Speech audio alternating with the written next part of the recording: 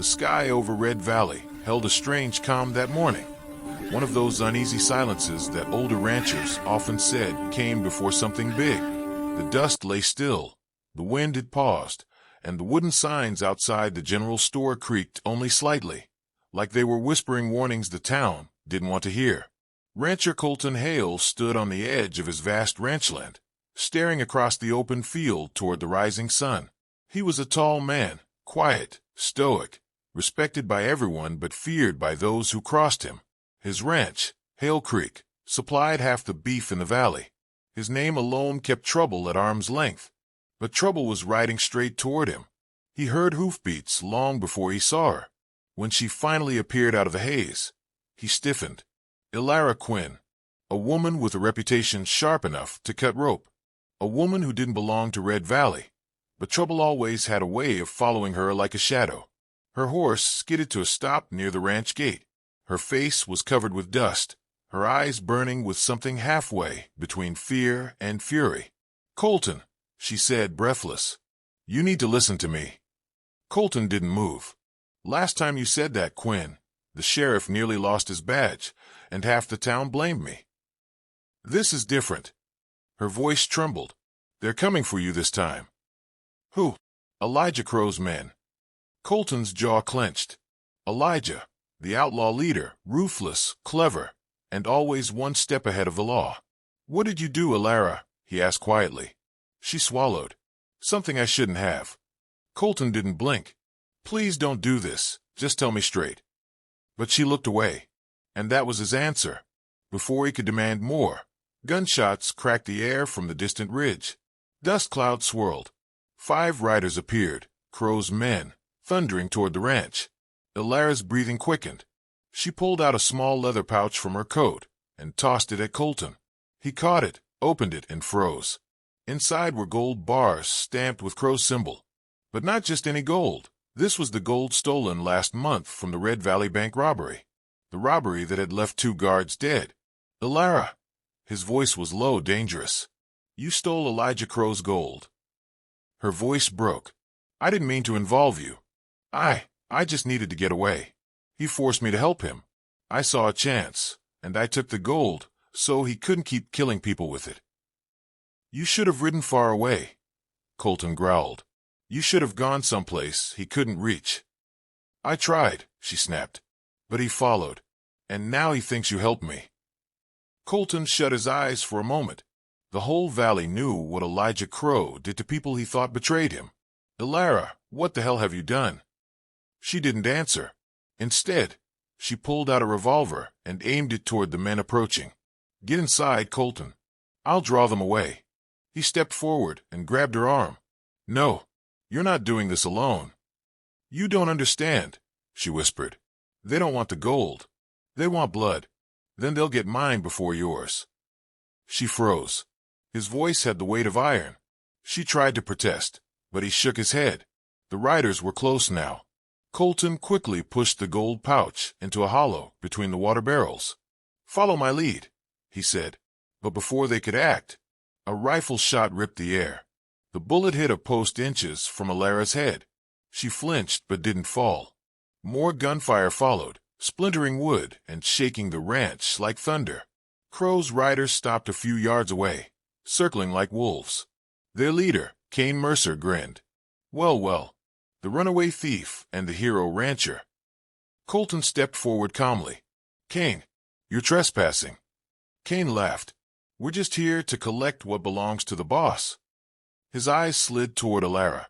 "Give us the girl," he said, "and we leave the ranch standing." Elara's hand tightened around her gun. Colton could feel her shaking beside him. "You'll leave," Colton said.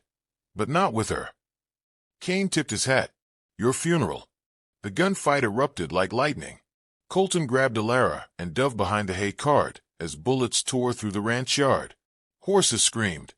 Dust exploded into clouds. Kane's men spread out, firing nonstop. "Colton!" Elara shouted over the chaos. "We need to run." "Not without ending this," he said, firing back. The fight was brutal, fast, merciless. Colton hit 2 riders with clean, deadly aim. Elara took down another who tried to flank them. But Cain shot wildly, aiming to kill anything that moved. Then, a lantern tipped over. Hay caught fire. Flames raced across the yard. The ranch burned. Colton looked around in horror. His father's barn, his horses, his land, everything. "Ilara," he shouted. "We need to retreat into the valley." But she wasn't listening. She stood up, fired at Cain, missed, and Cain shot back. The bullet grazed her side, knocking her down. "Ilara." Cain smirked. "Stay down, sweetheart." Colton's fury exploded. He charged forward, firing his last shots with deadly precision. Sparks, smoke, flames, all mixed with the sound of hooves and gunfire like the valley itself was at war. Cain retreated with his remaining men, shouting, "This ain't over, Hale. Crow wants the girl, and the town will burn till he gets her." Colton rushed to Ilara and pulled her into his arms. Her blood was warm against his hands. "Colton," she whispered, "I didn't mean for this." His voice broke. "Ilara, you've ruined everything so badly." She looked up at him, trembling. "I know that the whole town is going to shake from what comes next." And he wasn't exaggerating, because behind them, Red Valley was already rising in smoke. The war had begun. Word spread faster than wildfire. By sunset, everyone in Red Valley knew. Colton Hale was hiding the woman who stole Elijah Crow's gold. Crow's gang was on their way to reclaim her, dead or alive. And Red Valley would burn if she wasn't surrendered. The streets filled with whispers, fear, and suspicion. People locked doors. Mothers pulled children inside. Men checked their rifles. Sheriff Nolan barged into the doctor's cabin where Ilara lay bandaged and Colton stood guard. "Colton, this is a mess," the sheriff growled. "Crow will kill half the town to get to her." "I'm aware." "Then give her up." Colton stepped between the sheriff and the bed. "She's under my protection." "Your ranch is gone." Nolan snapped. "You want the town gone too?" Ilara forced herself upright. "This is my fault. I'll face him." "You'll do no such thing," Colton said. "But the town wasn't innocent when they stood by and let Crow rule from the shadows," Colton said coldly. "This valley should have fought back years ago." The sheriff's face tightened. "So you're going to get all of us killed?" "No," Colton said. "I'm going to end Crow today." The sheriff stared at him long enough to see the fire in his eyes. Then he sighed. "I can buy you time. But that's all." He left. Ilara grabbed Colton's hand. "Why are you doing this?" He looked at her, really looked at her. "Because you didn't run, Ilara. You chose to fight Crow. That's more courage than anyone else in this valley has shown in years." She swallowed. "But you lost your home because of me." "My home can be rebuilt. You can't." A tear slipped down her cheek.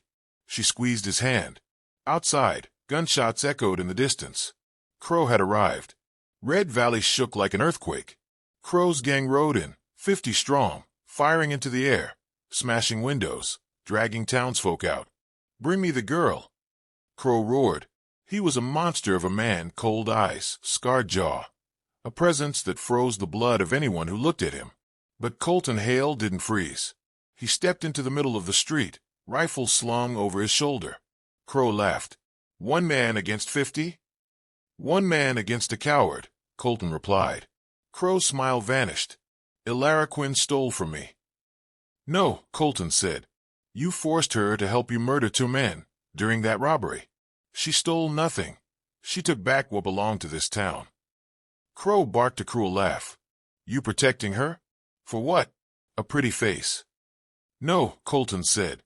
"For justice." And then the battle began. Gunfire ripped the street apart. Buildings splintered. Windows shattered. The ground shook with the force of it. The townsfolk, afraid, trembling, finally joined the fight. Something in Colton's bravery sparked courage in others. Men ran onto rooftops, firing down. Women handed ammunition. The blacksmith swung iron bars at riders. The bartender threw dynamite sticks. The schoolteacher guarded children in the church basement. Red Valley had never fought like this. But Crow was unstoppable, until Ilara appeared at the cabin door, pale yet determined, clutching the stolen gold pouch. "Crow!" she screamed. He turned toward her. "Ilara," he hissed. "Finally." She tossed the gold pouch at his feet. You want your gold? Take it, but leave the town. Crow laughed. After what you did. Sweetheart, you don't get to walk away. He raised his gun, and Colton tackled him. The two men crashed hard, fists flying, blood spraying. Crow was stronger, but Colton was faster. They fought in the dirt like two beasts, no rules, no mercy. People ran for cover as they rolled across the street, smashing into barrels, breaking glass. Crow grabbed a knife. Colton barely dodged. Blood streaked his arm. Then Alara screamed, "Colton, behind you!" Crow lunged. Colton twisted, grabbed Crow's arm, and slammed him into the ground. His rifle lay a few feet away. Crow crawled toward it. Colton kicked it away, grabbed Crow by the collar, and bang! Crow's eyes widened.